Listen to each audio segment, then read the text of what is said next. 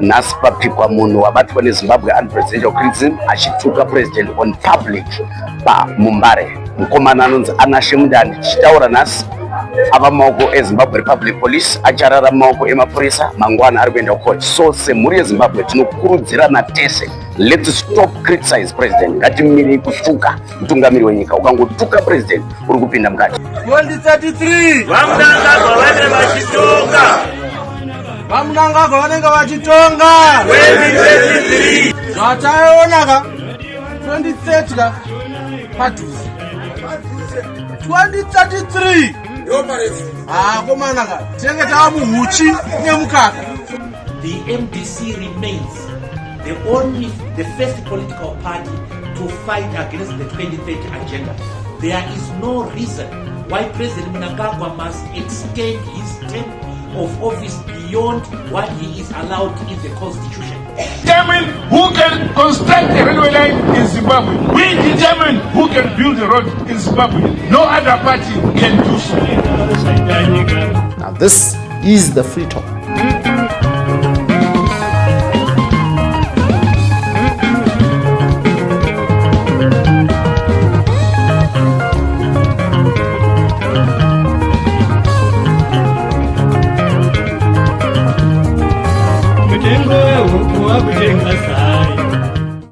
So a lot of things have been happening in our political space in Zimbabwe. Now we have the 2030 agenda by President Emmerson Mnangagwa's Zanu-PF that's pushing to ensure that it extends the president's term by 2 years. We also have a lot that has been happening around our political, economic, and social space, where people around Zimbabwe, across the length and breadth of Zimbabwe, and also Zimbabweans in the diaspora, have been saying, we are lost. There is no opposition in Zimbabwe. And what can we do to rescue our country? That is, if it needs any rescuing.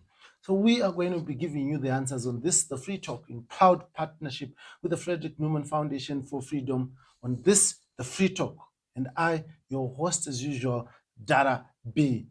We ask the questions that matter. We bring you information that matters to you. We ask the question, so what? What does it mean to you? Now join me after this break for more in detail.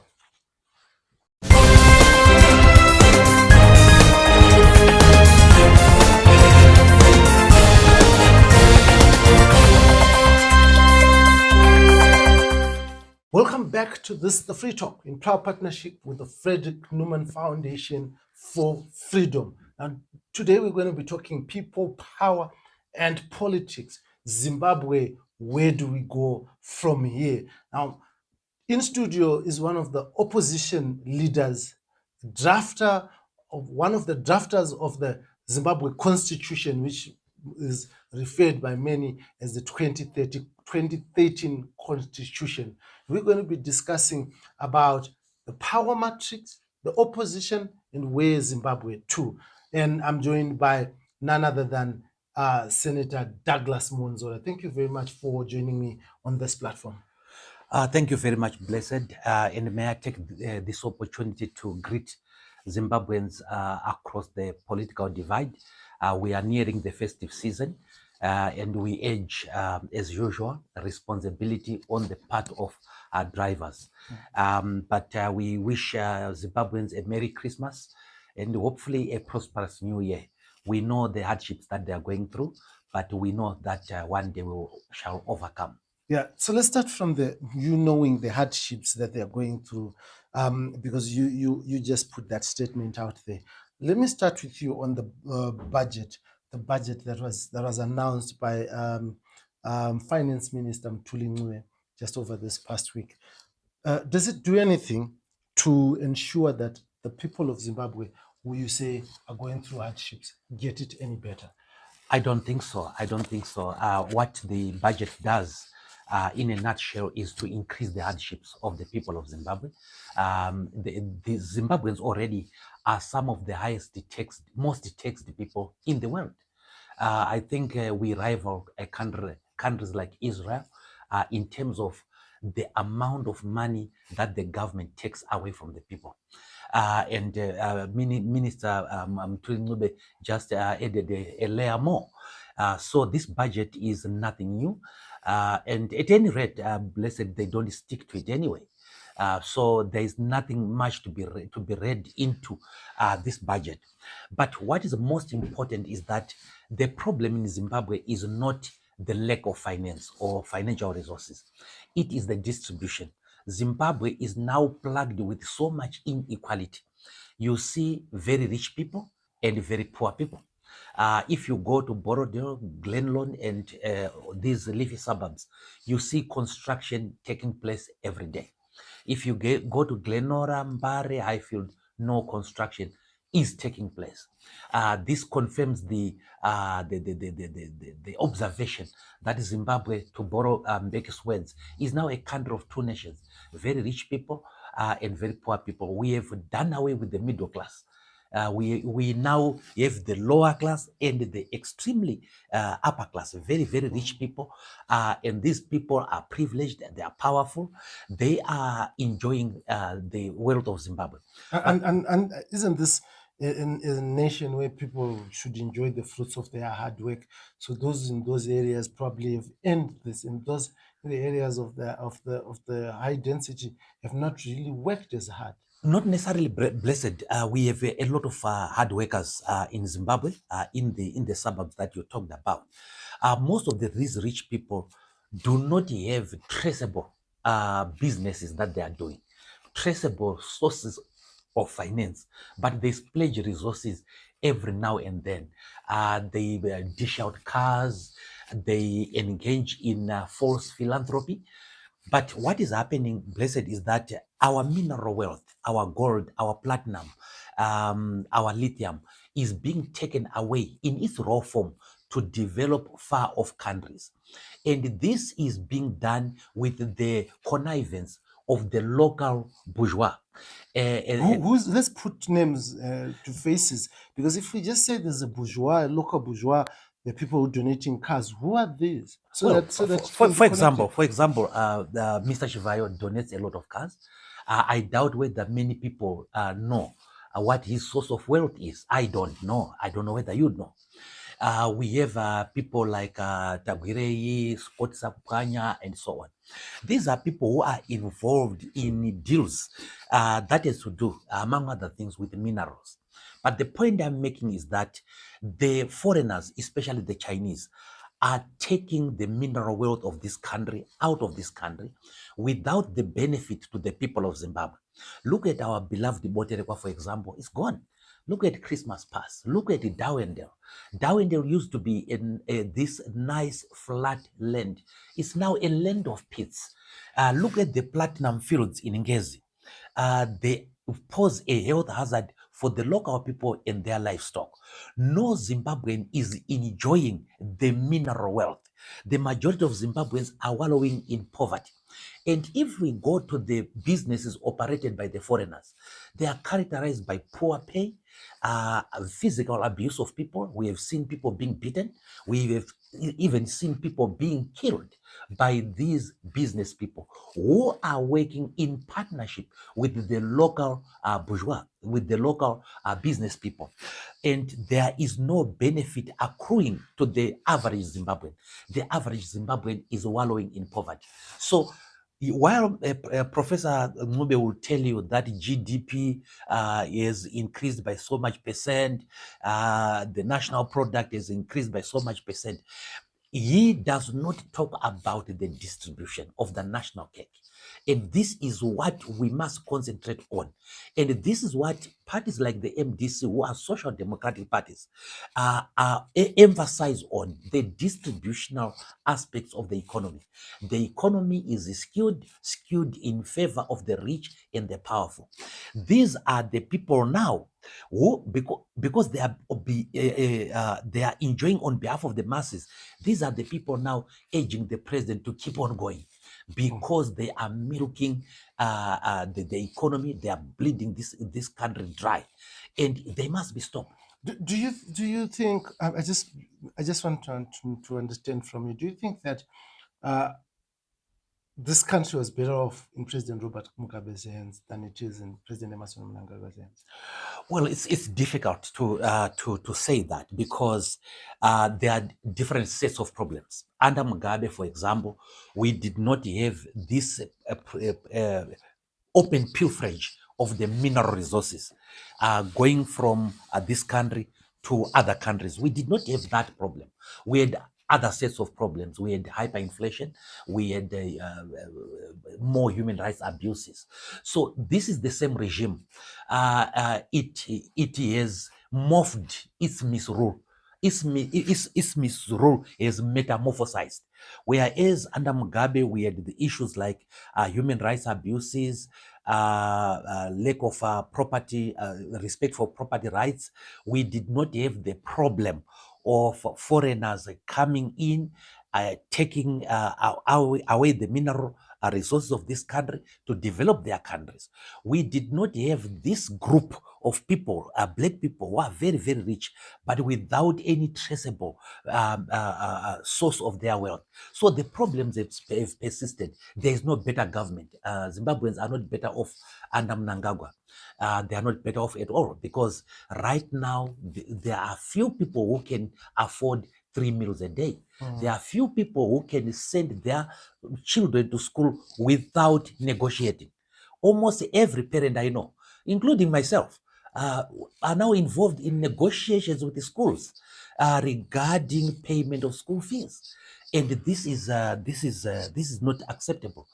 This government is the same. The same. So there has been this push around 2030 upper middle income economy or upper middle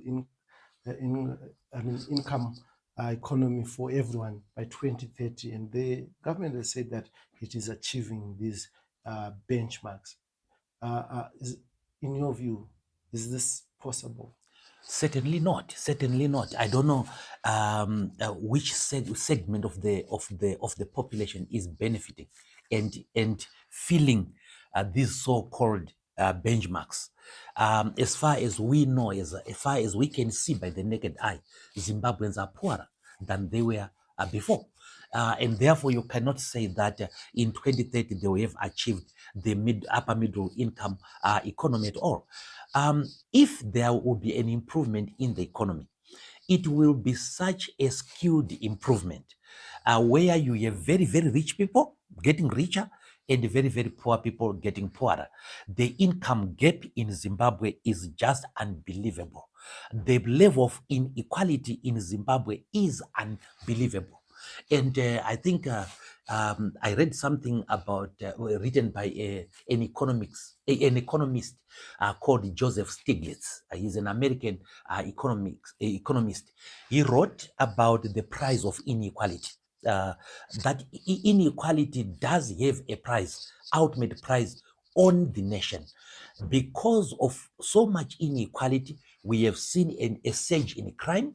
We have seen a surge in drug abuse because the people who are the youths who are educated, most of them are educated, but they cannot get jobs. They are so frustrated that they resort to drug abuse.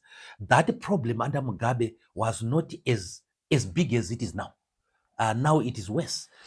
You see people having a lot of health problems now, especially in the low density, high density suburbs. That's where you have the proliferation of drug abuse because these people are frustrated. These people do not have enough income, and they end up going for cheap liquor, cheap drugs, and so on.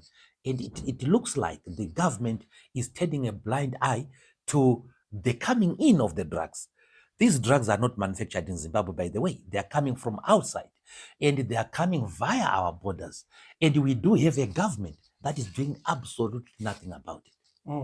Now, you also spoke about those allegedly corrupt or corrupt people or the bourgeoisie who is now urging the president on to continue to 2030. Now let's touch that aspect in this conversation. There's been a lot of legal analysis, and you're part of the drafters who wrote the 2013 Constitution. Is there an avenue for President Emerson Mnangagwa's term to be extended by 2 years? Absolutely nothing legally speaking. They may, of course, use force. They may, of course, try to arm twist people.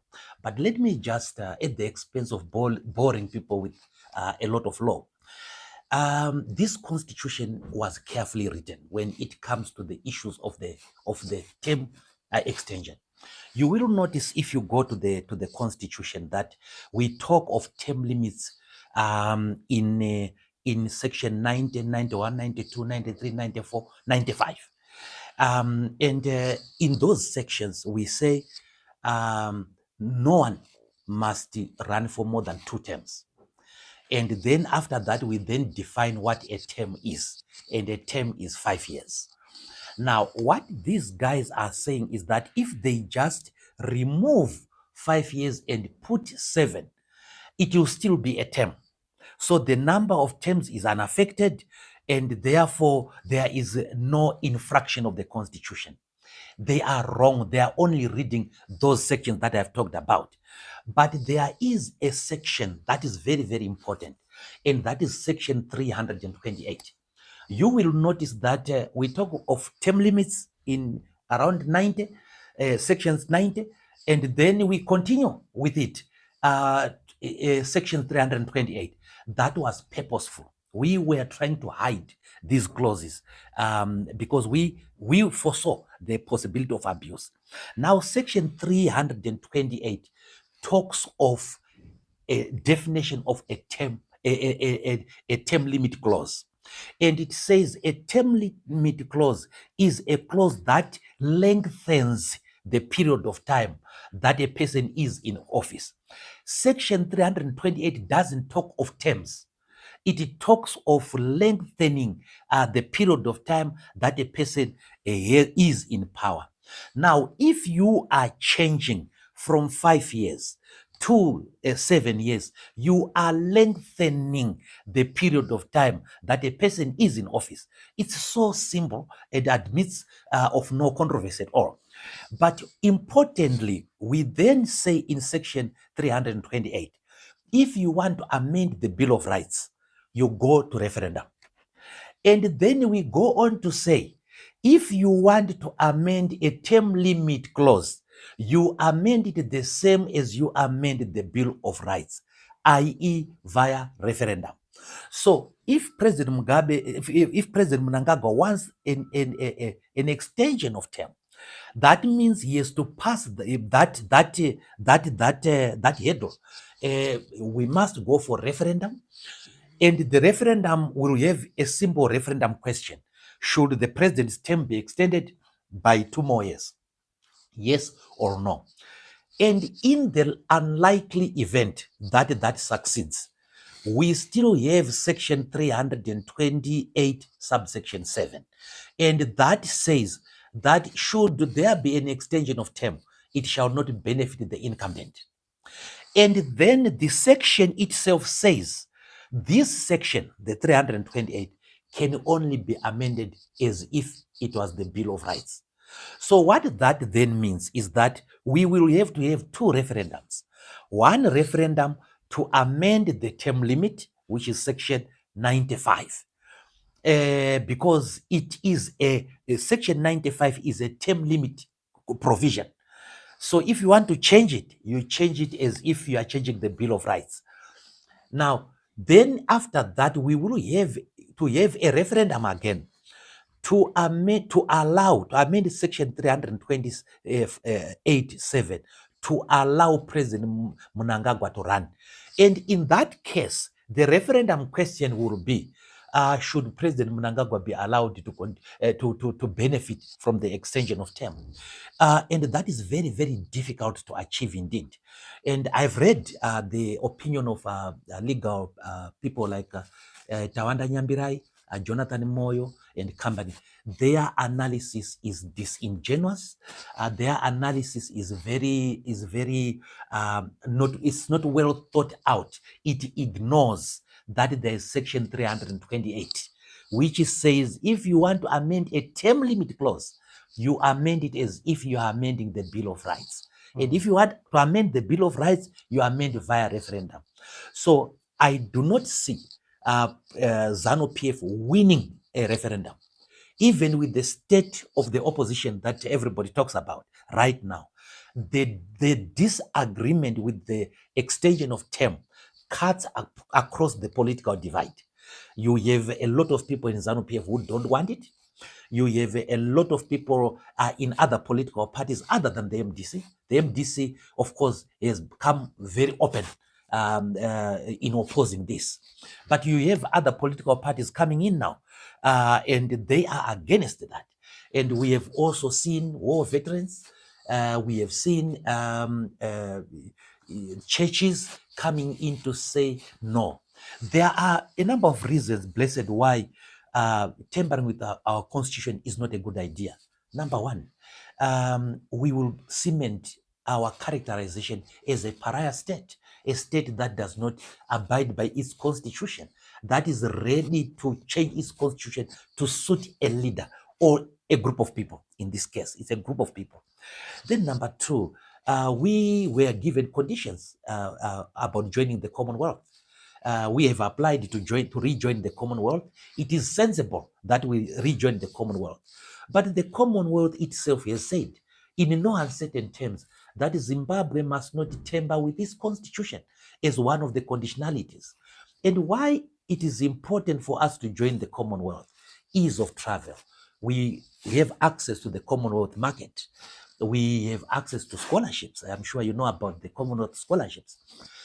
We have access to development grants and so on. So the benefits are too good to be spoiled by one selfish group of people. And of course, the other issue about the term limit is that if we start it to amend, it will open a precedent. So today, Mnangagwa is talking about an extension by 2 terms. Next time, if it is Mr. Mshanga, he will say no, for life. And then if it is Mr. Nyoni who comes, he will say, why for life? It should be from my generation to the next generation. So from me to my son to my grandson. So there will be no end. We open dangerous precedent, and that should not be allowed at all. After all, we have countries with term limits. United States, for example, they have 4 years. They don't even have 5. They have 4 years. And we had wonderful presidents like Obama, served these 2 terms and went away. I think President Mnangagwa must see the reason of it, that he should go away when he has served his term. So you say that legally speaking, they cannot tamper with the constitution or legally have an extension of the term of office, and you say that they could generally use force or use other means. What happens if they use other means? Well, it's up to Zimbabweans to allow it or not. In fact, in the constitution, we put in a term which is called the sovereignty of the people, the right of the people of Zimbabwe to determine their destiny. And one of the ways of extending a term limit could be a state of emergency, for example. So someone has to create instability in order to justify a state of emergency. But what we also said in the constitution is that a state of emergency must not last more than 6 months. So we'll go back to square one. But Zimbabweans must unite across the political divide and resist by all means necessary. Is going to court an option to resist this, to the Constitutional Court? Yes, of course it is. I have seen 1 or 2 applications. I think those applications are ill-timed, and I have seen the responses from the Speaker of Parliament. I think it's a matter involving more precision. Mzadzi, he has brought a constitutional application, and in his draft order, he wants President Mnangagwa to be impeached. You see now. So that is an application that probably won't succeed, because you cannot force a court to force another organ which is at par with the court to act in a way that it must act. It is the duty of the parliament to impeach. So you don't have to go to court to say exercise that duty, and so on. So going to court will become necessary once there has been an introduction of the bill. I think that time the matter will be ripe for court. So it's one of the options, and of course, it has its dangers. Yeah. And What role do you think, if it goes to court, Chief Justice Malaba will play in this matter? I'm not so sure about what Justice Malaba will actually do. In view, Blessed, many people don't know this, that the Constitutional Court itself has ruled that the presidential term limit is subject to Section 328. It has ruled that. Yes. In the Mupungu case. Mupungu. Yes. Page 52, I think. Yes, you are better than me in that regard. So in that judgment, they actually say the extension of the age limit of the Chief Justice is not a term limit. It's not an extension of term limit. And they give examples that there are term limits in the amendment. 15 years is the term limit, but the age limit is not a term limit, because one can be Chief Justice at 70, and one can be Chief Justice at 65, and one can be Chief Justice at 55, and so on. So the years don't really matter. But then they go on to say, and that is Justice Patel, there are term limit clauses that are very clear in this constitution, principle of which is Section 95, subsection 2. So already they've ruled that term limit clause is subject to Section 328, i.e. amendable only via referendum. So if Chief Justice Malaba was to be consistent, if the Constitutional Court was to be consistent, it would go along with the reasoning that it displayed in the Mupungu case. But we know also that there is a possibility of tampering with the judges, a possibility of influencing the judgments. We have seen this in the delimitation case, for example, where the whole Constitutional Court says, Mr. Mwonzora, we decline to hear you. You see, because they did not have an answer to the application, and then to make a political judgment. So it's not uncommon that courts will make a political judgment. And that is why Zimbabweans must never allow it to get to that stage. Zimbabweans must resist, and they must resist politically. They must unite. They must even demonstrate if need be. To make sure that these people are forced. So I'm appearing in court over issues of broadcasting, allegedly broadcasting, things that would likely incite violence. I want you to clarify your statement when you say Zimbabweans must resist this politically. How do they resist this? Do you want them? What is it that you are urging them to do? Well, first of all, Zimbabweans have a constitution, don't they? And their constitution is Section 59. Section 59 allows for peaceful demonstrations and the presentation of petitions. That's the lawful political avenue I'm talking about. But it is not also unlawful to engage in advocacy, educating our people to resist this, and to make sure that when the referendum comes, we give Zanu-PF and the government the boot, as we did in 2000.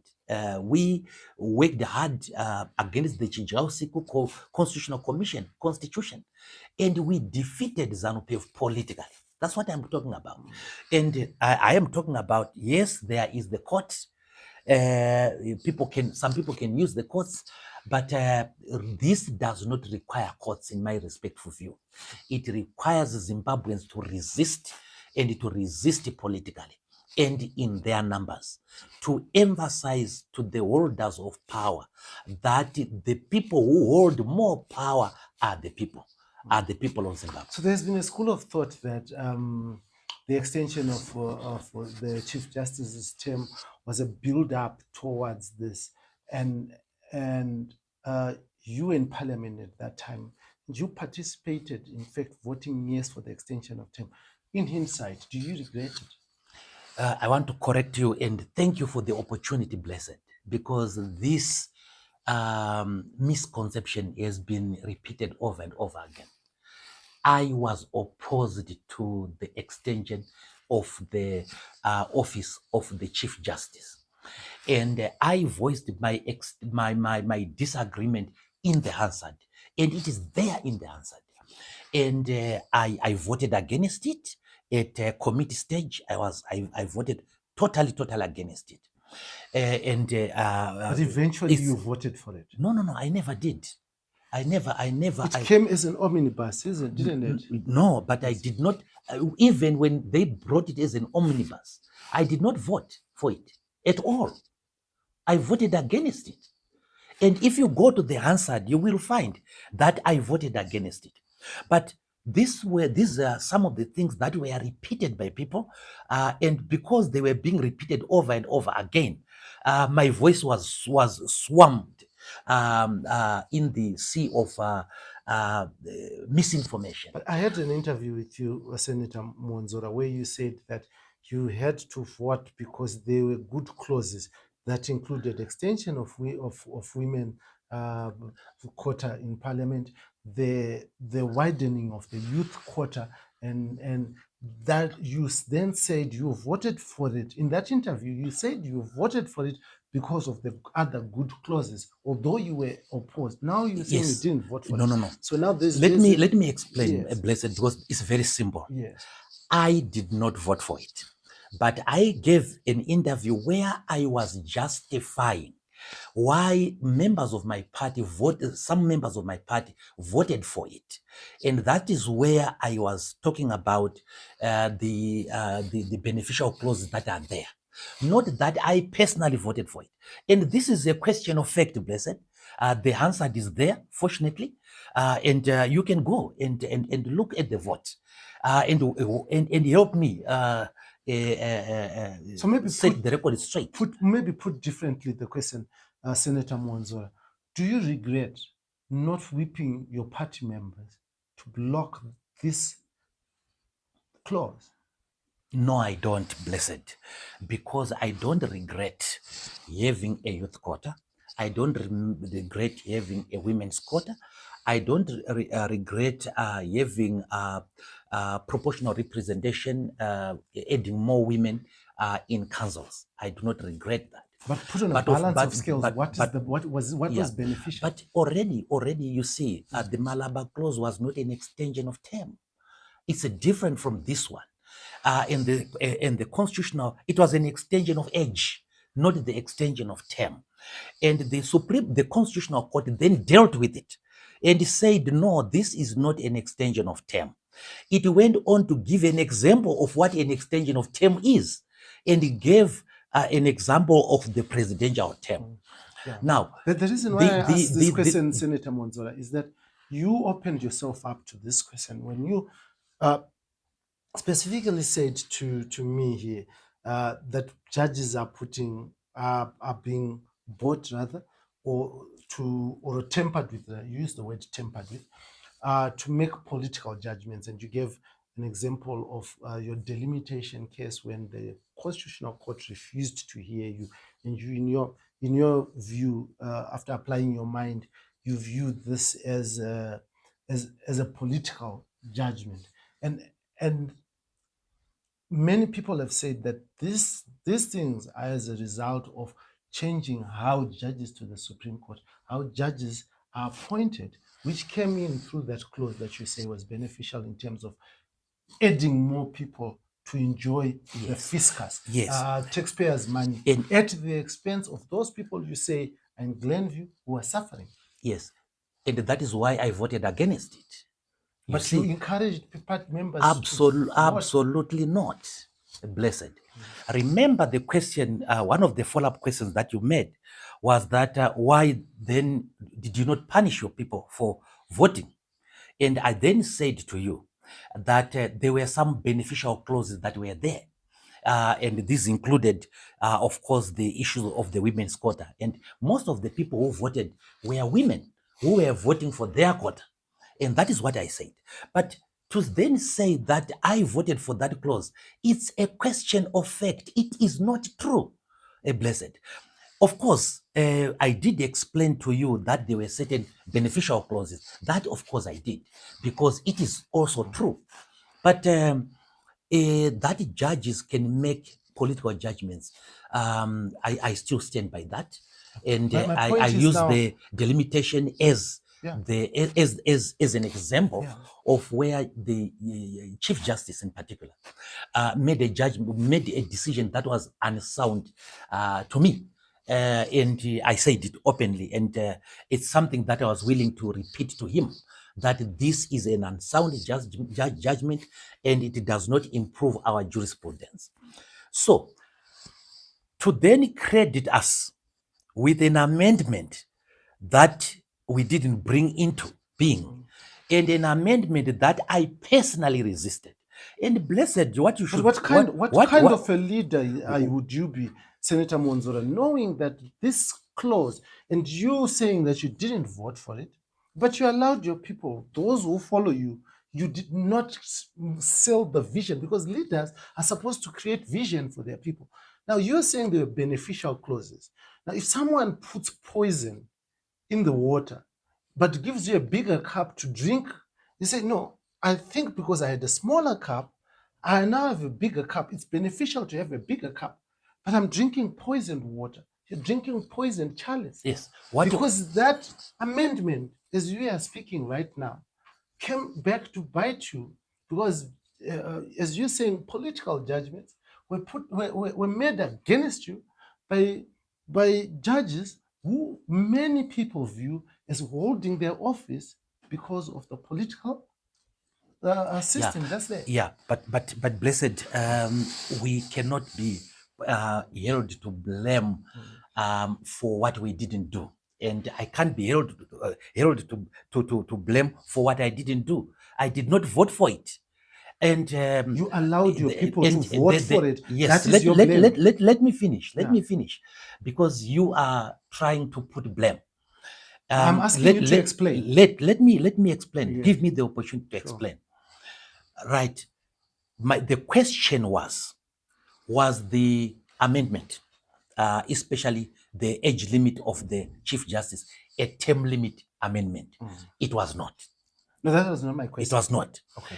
And then the issue about the appointment of the judges, that the judges of the superior courts must not go via interviews. Remember, the issue about public interviews of the judges was one of my direct contributions in COPAC. And I hope people must know that. It was one of those things. And in my debate in Parliament, I pointed that out.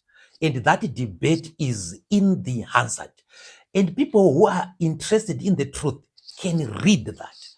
Now, you make a point that what we should have done is that we should have rejected everything, right? And including the youth quota, the women's quota, the representation of women, proportional representation in council. We should have rejected that too. Maybe you are right, but you see, when it comes to things like that now, there is now a lot of value judgment. There is a lot of cost-benefit analysis that goes into it. Now, is option A better than option B? What was there? Senator, what really was the benefit of increasing the number of women in unelected seats in Parliament, instead of having a constitutional position which says that it should be 50-50, even those that are elected? Historically, blessed women are a marginalized group. marginalized on account of history, on account of traditional practices. And there is need for some affirmative action to begin with. And remember, the women remember themselves, Senator Mwonzora, the women themselves, including Dr. Zanu-PF, who was in parliament at that time, voted no against it because they demanded that they don't want freebies. They want the 50-50 and the number of women in parliament to come through the voting system. This is what they demanded.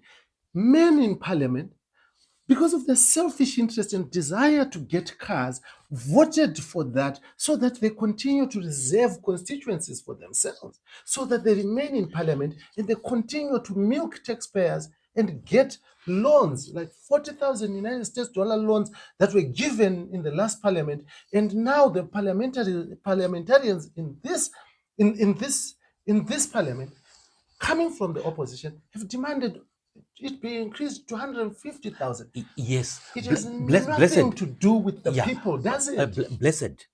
Historically, women were marginalized. Let's accept that. And because they were marginalized, relatively speaking, they've less access to financial resources to enable them to contest in an open election. Again, we should accept that. And because of the treacherous nature of our political life, our political system, violence and so on, women participation is then affected. So what we as COPAC thought was that for a period of, I think we put it at 10 years, for a period of 10 years, let's have some form of affirmative action. Of course, what we couldn't do was to legislate for the political parties on how to choose the women. So you see a lot of favoritism, for example, when it comes to proportional representation. That was not our intention. But our intention was to look at a marginalized group, promote women leaders, women participation in parliament, in decision-making bodies. Now, the last amendment extended by another 10 years. So it's a temporary arrangement. There shall come a time that came at the expense of putting the judiciary and taking the judiciary from where you had put it, Senator Mwonzora, as you argued, in a space where independence and transparency could actually work. Yes. And you threw that away so that you please a gender quota. Is that not fair? Absolutely not, Blessed. And I will repeat that I did not vote for it. You led your people to vote for it, even though when the constitution, when the political system in this country allows for. By the way, yes. When you look at the law in Parliament, it says that MPs vote with their conscience. And at that point in time, when it came to the issue of the women's quota, when it came to the issue of the youth, putting more youths in parliament, it made sense to us. When it came to the issue of an untransparent judicial selection mechanism, it did not appeal to us at all, and we resisted it. So, regarding the issue, the party members voted overwhelmingly for it. So how did you resist it? We resisted it. We resisted it. I resisted it, and it is there on the Hansard. And please read the Hansard, and please read and absorb me there. But the issue of look, you are asking women who are beneficiaries of the quota system to resist the quota system. Right, that's asking too much. The history of women. It's asking too much for them to resist a bundle of law that can ultimately lead to serious injustice, so that we give a tokenism. It is very, very important. I don't know how to emphasize this. It is very, very important that we increase the number of women in decision-making bodies without tampering with the justice. And unfortunately, you are not allowing me to develop the point. Okay. The point I'm making is that it is very, very critical that we increase the number of women in decision-making bodies, in council, in parliament. It is critically important. It is also important that because it's a marginalized group, we engage in affirmative action. Yes, there have been a number of women, you said Dr. Tozan Kupi is one of them, who do not think that this is a good idea anymore. But she can afford to go into the field and contest with men. Not every woman can afford to do that. Not every woman has access to those resources and so on. So the women are in a disadvantage, and some form of affirmative action is called for. Now, the ministers, when they brought their amendments, they brought it as an omnibus amendment, of course, for a good reason. The good reason being that there are beneficial clauses and there are clauses which are not so beneficial, and so on. Let us talk about, as we you speak about the state of the opposition in this country. What is the state of the opposition in this country? Because from where I sit and from where a lot of people sit, it looks like the opposition has been riddled by people who have personal interest to amass wealth. They get into office not to serve, but to be served by taxpayers. Well, I should admit that the state of the opposition is bad. I should admit that currently the state of my party is bad. I should also admit that generally speaking, we have seen members of parliament who should be the last line of defense of the people in parliament when it comes to pro-people issues, saying really outrageous things, like, for example, that they want an additional 150 to build houses. I found that a bit too much. And also, I think they told most of them that I've talked to in the opposition are for the 2030 agenda. And when you ask them why for the 2030 agenda, they point out that, well, it's a welcome and end term. So we have seen a sacrifice of principle by the opposition, especially the opposition in parliament. I don't know who is their leader, because it's also a confusing issue. Is it Chabangu? Is it someone else, and so on? But in the law, it's Chabangu, is it? Well, I have seen, because Chabangu is the one who has been allowed to write letters of recall. Is the one who has even changed committees, leaders of committees. Yes, is it not? Chabangu is the leader of the opposition. Yes, you are very right. Yeah. But you have also seen a group of MPs resisting him and saying he is not their leader. People like Honorable Agents Gumbo, they've come out very open. I think Daniel Molokela came out very, very, very open. So you do have another group besides the group that is loyal to Chabangu. But that doesn't matter. Both groups are not talking against 2030. I have not heard an MP who is currently serving seriously talking about this issue. And unfortunately, that means that it is self-serving. But it's not consequential, right? Because if the law and parliament acknowledges that your leader is saying is a Chabangu, and you're sitting in that parliament, you could be doing for optics, but your leader is essentially saying is a Chabangu. If he recalls any of the two agents, Gumbo or Molekeli, they're gone, is it not? Yes, they are gone. Yeah. But what I'm pointing out is that in this very parliament, it is possible to defeat the 2030 agenda using this parliament. Because if you go to the amendment clauses, they talk about 2/3 majority in parliament. Now, Zanu-PF does not have 2/3 majority in the parliament. In this parliament, it has 2/3 majority in the National Assembly, but it does not have 2/3 majority in the Senate. And when it comes to amendments of this nature, it must be 2/3 majority in each house. Now, if we had an opposition that was principled, it was going to be possible to defeat the 2030 agenda right at Parliament, because the numbers do favor them. Zanu-PF would not be able to achieve 2/3 majority at all.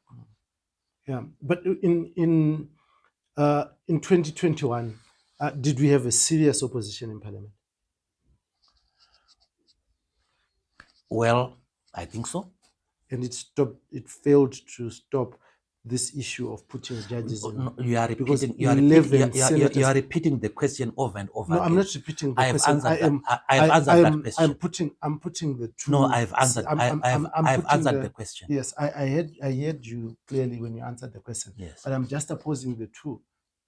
A serious opposition in 2021 failed to stop a serious clause that now affects the judiciary and its integrity as we speak. No. And this one has to be serious to stop the 2030. Where do you draw the line? The 2030 agenda is unmatched. It's unmatched because it brings our country to a serious almost apocalypse, if I may put it that way. And what I'm saying is that if the opposition votes against it, Zanu-PF won't achieve a 2/3 in Parliament. What I'm pointing out is that the serious responsibility suddenly on the shoulders of these MPs, that if they wanted, in a stroke of a pen, they can defeat the 2030 agenda. So because in the Senate, we do not have 2/3 majority for Zanu-PF. In the National Assembly, yes, we have 2/3 majority in Zanu-PF. So this big animal that have come into our country can be defeated by the MPs. That's the point I'm making. These same MPs who gifted the 2/3 majority to Zanu-PF. This same opposition is the one that gifted, because at the end of the 2023 general elections, Zanu-PF did not have a 2/3 majority in the National Assembly. It only achieved it through the opposition itself. Yes, especially in the National Assembly. Yes, it did that. I noticed that. How do you possibly, in your mind, envisage that the same people who made it possible would be willing to fight it? Because you see, they did not gift Zanu-PF with a 2/3 majority in the Senate. And this is the point I'm making. It was impossible to do that because in Senate, you do not have elections, right? So they just replaced. Yeah. So they couldn't. The point I'm trying to make, the good point I may not be making well, is that we may not even need to go to referendum to defeat the 2030 agenda. We can actually defeat it as the opposition. I'm just talking as the opposition. We can defeat it in Senate. It is possible, mathematically possible. Maybe my question that I might not have put well to you is that, do you think there's opposition in Senate that you're talking about? Because it's not about the ticket that you walked into Parliament for you to be called opposition. It is in the manner in which you act and probably oppose if you are in that space. Yeah. Do you think there's still opposition from what you have seen? And like moments ago, you said most of them that you have spoken to are happy to have a welcome and an extended, unworked for 2-year term extension. Yes. So is there an opposition, or they are, birds of the same feathers? Well, I don't agree with them. Most of the opposition people there, the manner that they have carried themselves as an opposition. And I have no cause for too much optimism. Okay. It will be. But you have some hope. But the point I'm making is I that hear your point, but I'm saying mathematically it is possible. Yeah, I hear you, but I'm saying, do you have the question that I'd asked you is the one that you had responded to, that you don't have too much optimism. Yes. Because I was asking, mathematically, yes, it's possible, but do you think they are going to do it even after the conversations you've had with them? This brings me to representative democracy. Yep. I think that the political parties, in this case the CCC, that is in parliament, that is MPs in parliament, must try, for the sake of Zimbabwean people, to whip the MPs on this issue. And they're going to be whipped by Chabangu. I don't. I hear you. I've talked to Chabangu. Yeah. Regarding the 23rd agenda, and his answer surprised me. I had the same attitude that you have, and Chabangu says no, he doesn't agree with the 2030. That's what he said to me. I had lunch with him one day, and I was trying to push them on this, because I was speaking to everybody, including most importantly to members of parliament, and he says that he does not think that 2030 is a good idea. It's a good idea, and so on. But he may have changed his mind.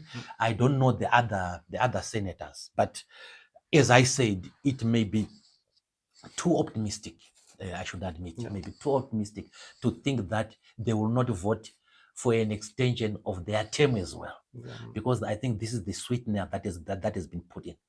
But the point is, and which is the point I'm making to Zimbabweans, is that your opposition can actually defeat this agenda. Yeah, I hear what you are saying, but let me turn to your own political party. There's fire in your home. You can't even walk into your own headquarters at the present moment. Well, what I can tell you is that it's a question of time. We'll be back in the Harvest House. Yes, a group of people came from 4 political parties, and they came. They logged Harvest House, and right now I think there were 20 when they came, and now there are about 7 of them that have been left there. Yes, it is not a good state of affairs for a party to be. But, being a law-abiding party, we have taken legal steps to remedy the situation, and even political steps will be taken. So it's a temporary problem. We will deal with that. Within 2 weeks, I can just assure you, I can assure the nation, within 2 weeks, everything will be normal at the Emirati House. Your own secretary for security in the party that you appointed is the one that kicked you out. Shakespeare. Not kicked me out as such, blessed. They locked me out, not kicked me out. Okay, they got in my absence and locked the doors. Because why are your own people turning? Well, people have turned against leaders. Which leader has not been turned?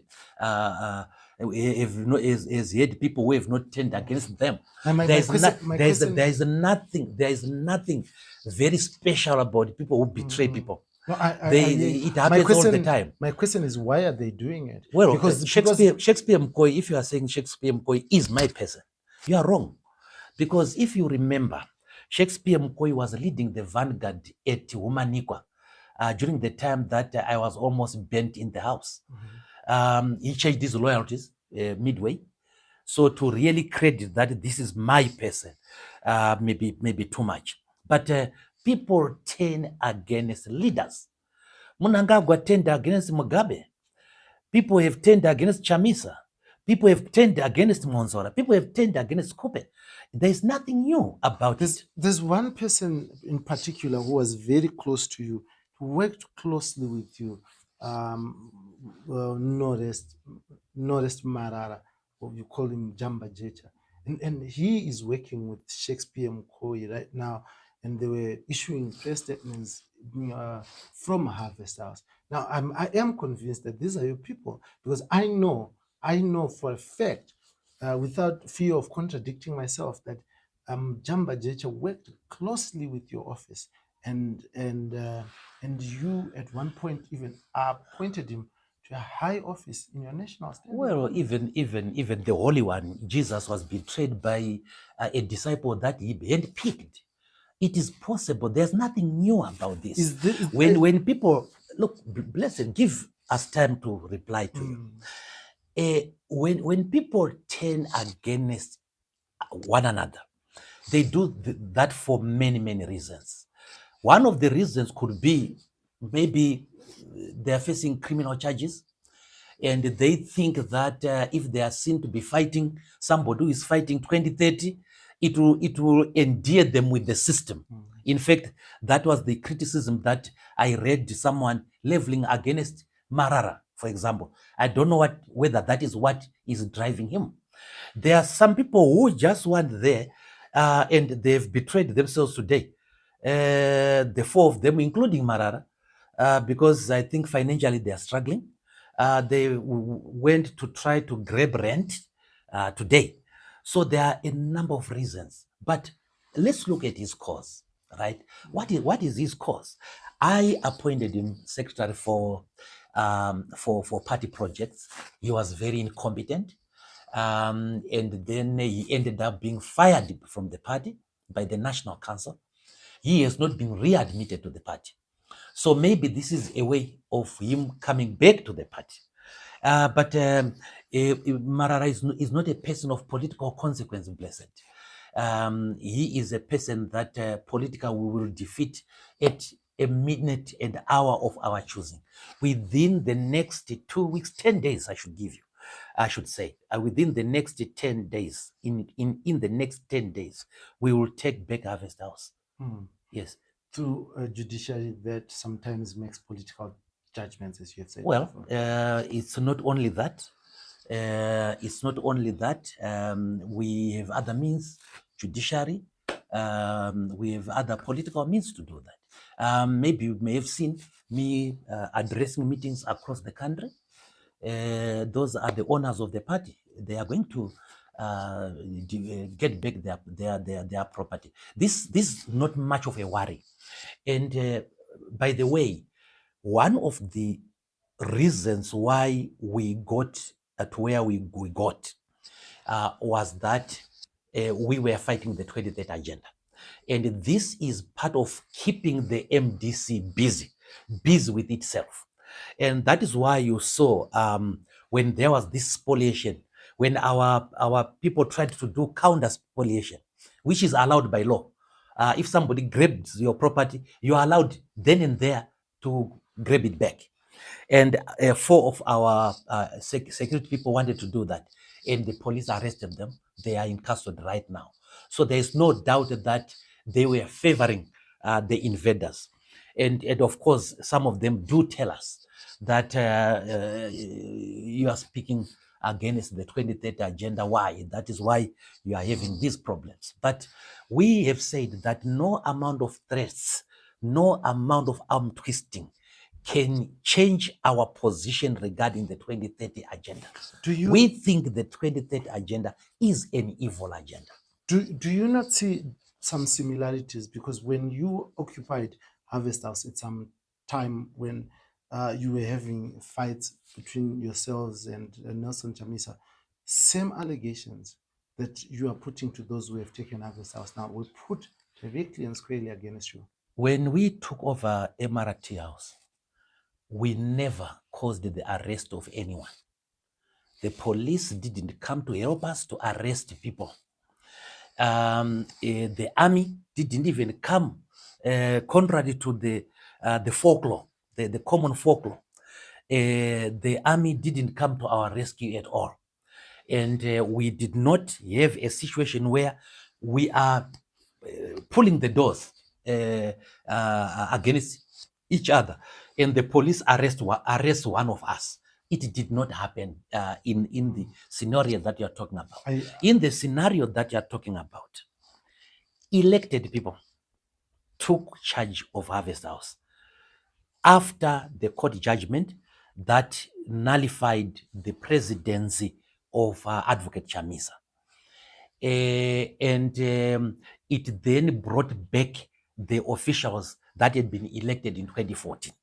So there was some form of legitimacy, some form of basis of exercising of power. These people now are using a judgment that nullified your your party's Congress? Let me explain again. Thank you very much for that question. You see, the mistake that many people are making regarding that judgment is that they are not distinguishing between the composition that the judge is writing. Because when a judge is writing a judgment, they will say the plaintiff said this, the defendant said that, and so on and so on. And in the final, they then say it is ordered that. That is the judgment. That is the operative part of the judgment. And in this particular case, the judgment simply says they applied for many things. They applied for the nullification of my presidency. They applied for holding Congress in 6 months, that I should have nothing to do with the holding of the Congress, that the Congress must be declared a nullity, and so on, about 5 things. But the judge did not give them that. He only gave them that the Congress is nullified. Now, what does it mean when it comes to the leadership of the party now? Yes. Does it mean the presidency is nullified? Fortunately, what we did as the MDC is we used our arbiter general. There is a senior lawyer we have in-house who interprets these things for us. And his name is Mr. Ozias Msamira Pamwe. He produced an opinion for the National Council. And the opinion says that the operation of the Jo's judgment brings us back to the leadership that was there the day before. And the leadership that was there the day before was the leadership elected at the Extraordinary Congress. And at the Extraordinary Congress, as you know, I was elected. But there was another thing that weighed on Judge Jo's judgment, mind, so that he did not nullify my presidency. And it was that at the nomination stage on the 20th of November 2022, I was nominated unopposed and therefore declared duly elected by none other than Morgan Komish. So when a person is nominated unopposed, they are duly elected. So at the time we got to the Congress of 18 December, the MDC had a new president already. And that election, my election unopposed, was never nullified by any court. So there is. But is it not a legal position that even when you're nominated, there's still a possibility for you to be even challenged before Congress? I mean, Congress is the one that at the end of the day endorses that. And that Congress was illegal. Is it not factual position at law? No, blessed.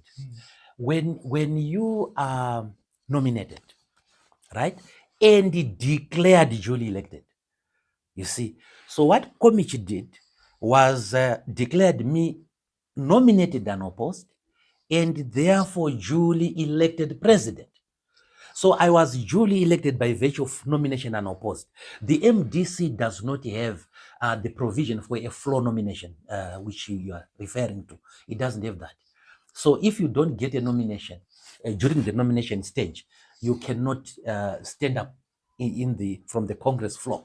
So the only person who is legal in the MDC at the present moment is the president. Yes. And everyone else is illegal.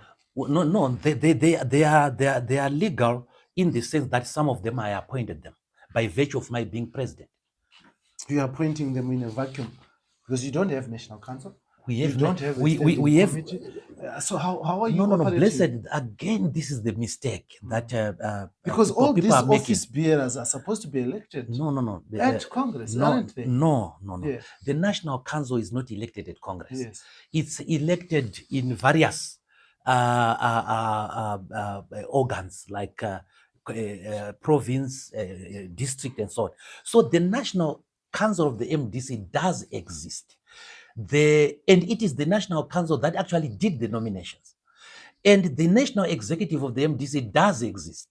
The Standing Committee of the MDC exists to the extent that there are certain office bearers that as president, you are given the power to appoint. So what you're basically saying is that Justice Jo's judgment was just was just academic. Very academic, very meaningless, I should say. Because also, I want to contrast it with the judgment that nullified Advocate Chamisa, for example. The judgment said the appointment is declared null and void, right? And then it went on to give consequential relief. It then said that MDC must hold an extraordinary Congress. And it went on to say that Coupe must call for the extraordinary Congress. And in the absence of Coupe, Komish must call. Now, when these people, so it is a declarator with a consequential relief. So this judgment by Justice Joe says the Congress that was held on the 18th of December 2020 is hereby declared null and void, and it ends there. So if you didn't have a Congress that was legal, and you are saying there is no need to revisit that because everything is okay, so then in the first place, why did you even hold the Congress? No, I didn't say there is no need of... because you said it was academic and it's useless. It is very academic. Yeah. So that basically means what the MDC is going to do is, had it not been for the disturbance, I would have announced the Congress roadmap end of November, because we need to go to hold a Congress. Our Congress is due in 2027 anyway. So if we look at the timelines provided by the Constitution, we will not be able to hold a Congress in 2026 because it is legally impossible to do that. Why? Because the Constitution says you must hold branch congresses first. And these branch congresses, I think they're about 10,000. And then you give a time period, a time lapse. Then you go to the ward congresses, another time lapse. Then you go to the districts, another time lapse.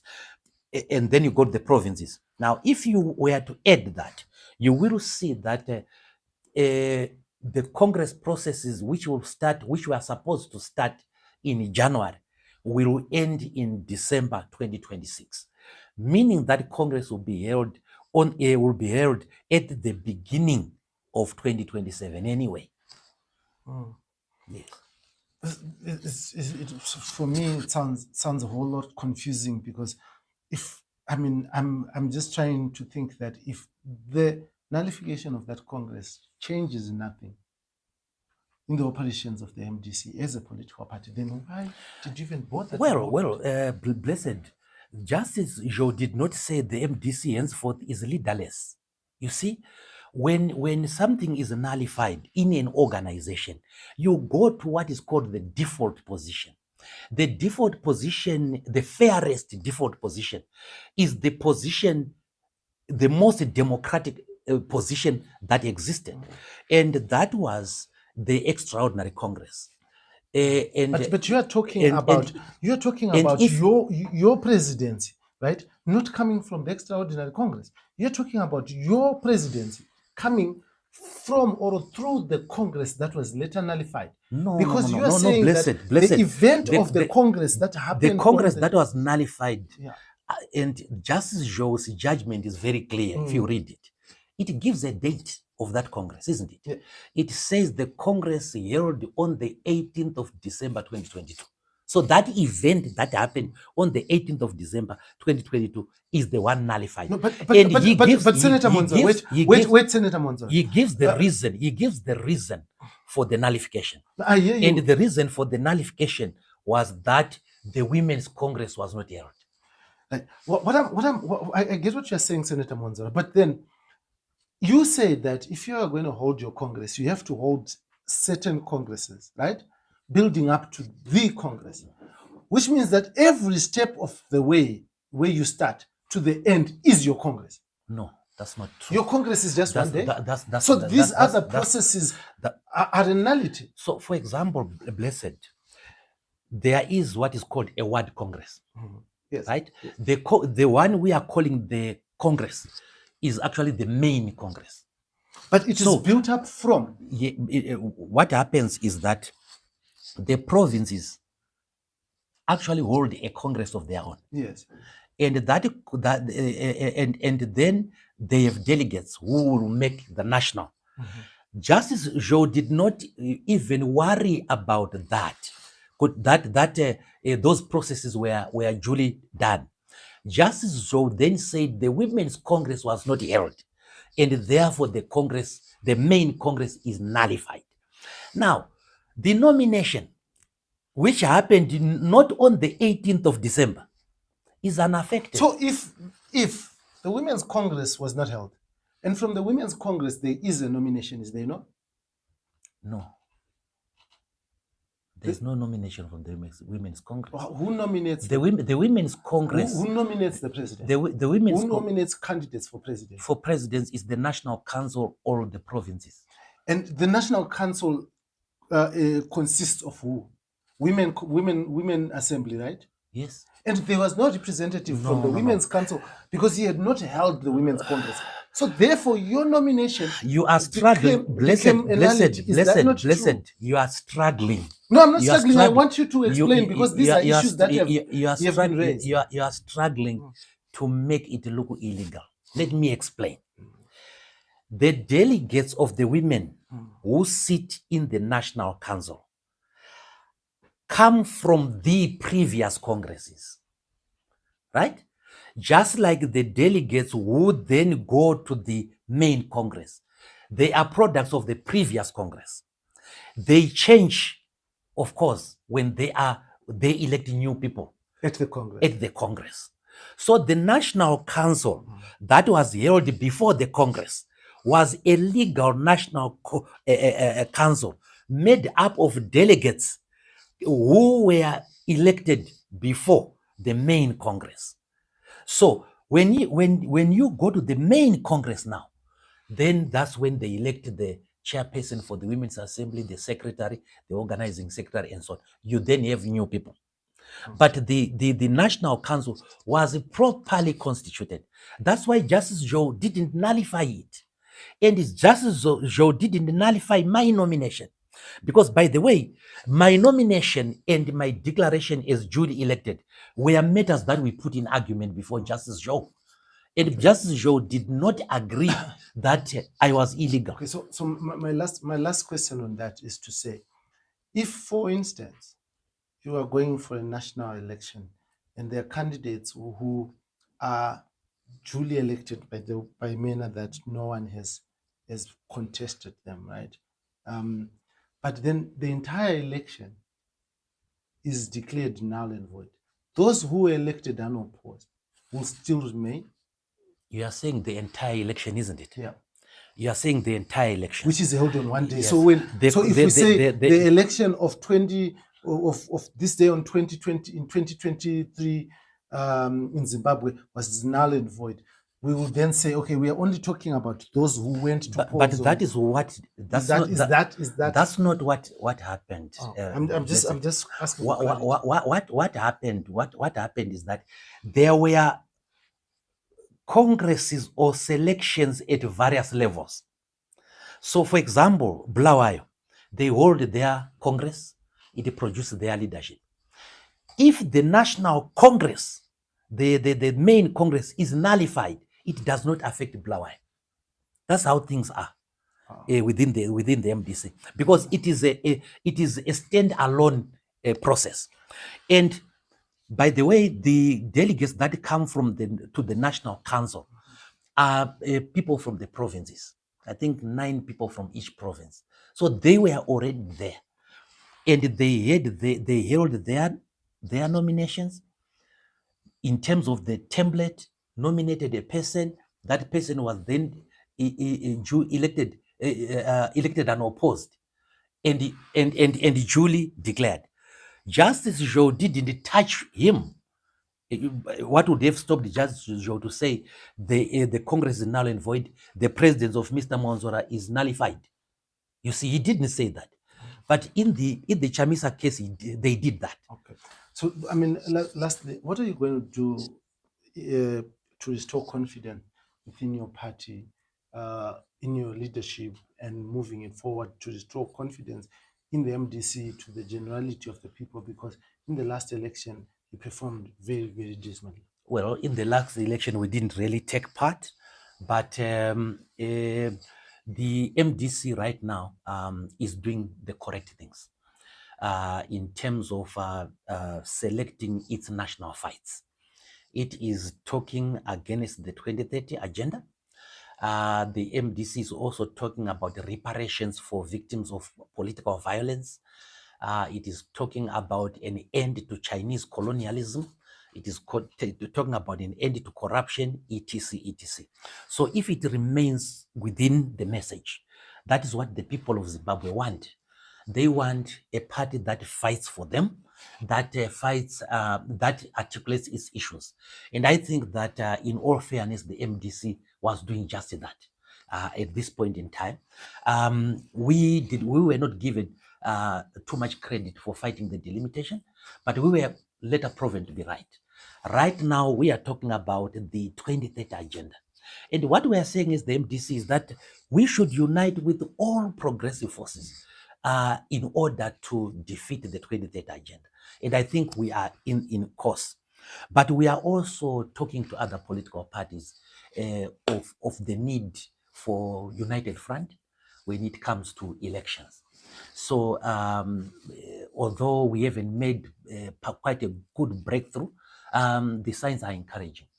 So we think that what we are doing, fighting the 2030 agenda, talking the people issues, I think we are within the message that the people of Zimbabwe want to hear.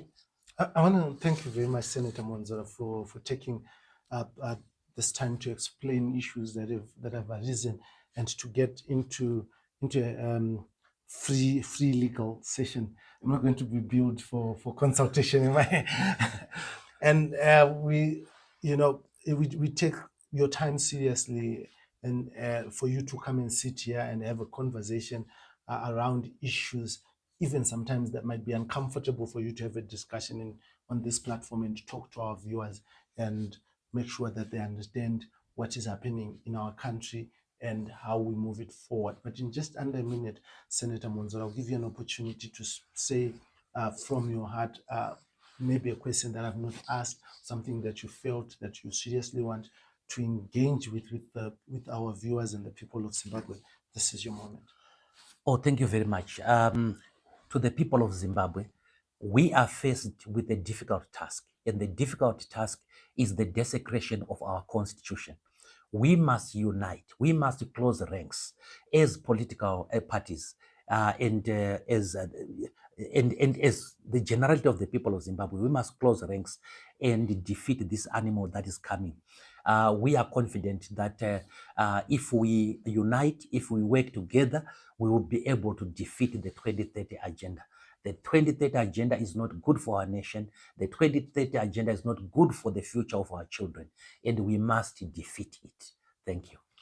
I want to thank you very much, Senator Mwonzora. This will always be the Free Talk, and I'm your host as usual, Dara B, here on Heart and Soul TV and radio, in proud partnership with the Frederick Newman Foundation for Freedom. Now, just on your screens, you will see our social media handles. You will see our platforms where we are found. Please kindly go there, click follow, subscribe, and don't hesitate to share content so that it can reach as many people as possible. Now, this is, and this will always be, the home of unmolested news, of candid talk, and getting deep into the issues that matter. I want to thank you very much, Senator. Thank you. And wish you the best in your endeavors. All right.